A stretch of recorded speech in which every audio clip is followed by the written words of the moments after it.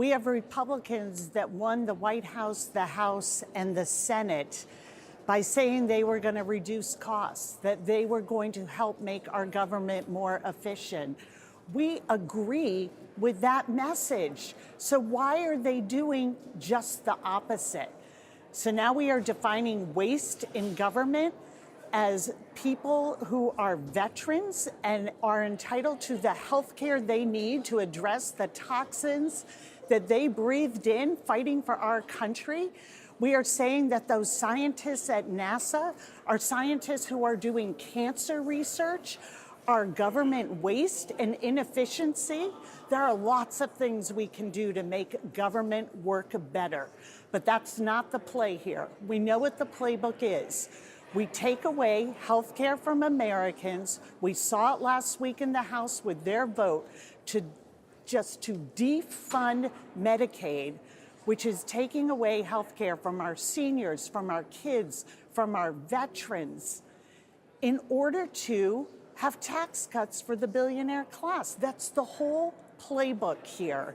And to lie and misrepresent to the American people that this is some effort in government efficiency is a betrayal of people who are asking us to see them, make them safer and more secure. Now, you issued a statement after that contentious White House meeting with President Zelensky, saying President Trump is rolling over to a tyrant, talking about Vladimir Putin. Now, the president says he's not siding with Putin, that he's doing what it takes for peace. So what's your response to that? And how else would you propose he get both Russia and Ukraine to the table? Listen, if you want to be a mediator, you bring the sides together.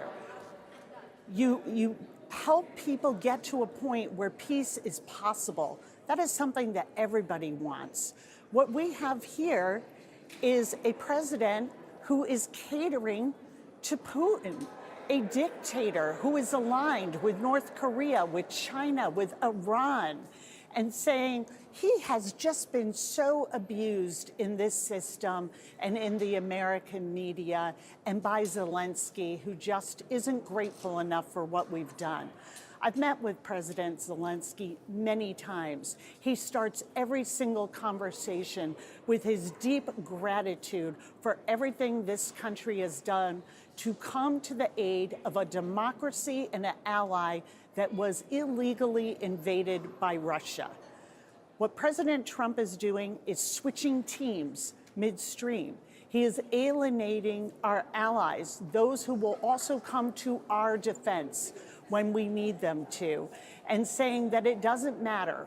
What matters is his consolidation of power, his wanting to mold his presidency into the dictatorship that Vladimir Putin is offering. It is not how we come to peace. You cannot have peace when you are siding not with your ally in a democracy, but with Russia and Vladimir Putin.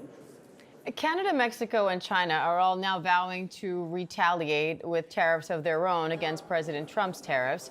Now, the president says this will lead to more American manufacturing in the end. So is it worth some short-term pain if this does bring more jobs and manufacturing to the U.S. in the long run?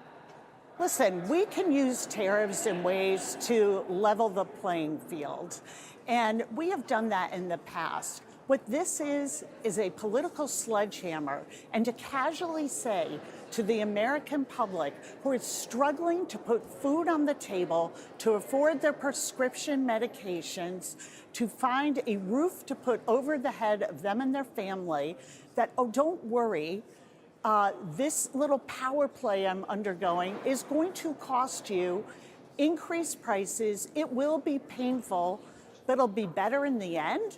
How about helping us vote for when we return manufacturing here through the CHIPS and Science Act, building things that actually make a difference and keep families secure while creating great paying jobs?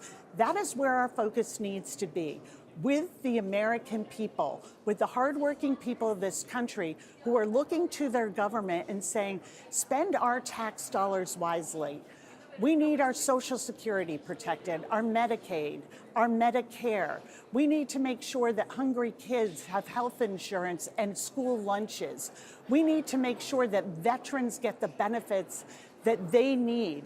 What we don't need is a tax cut for the billionaire class who will never even notice it, but seem to have an insatiable greed and need to take away from the American family, make them less safe, make their lives harder and costlier.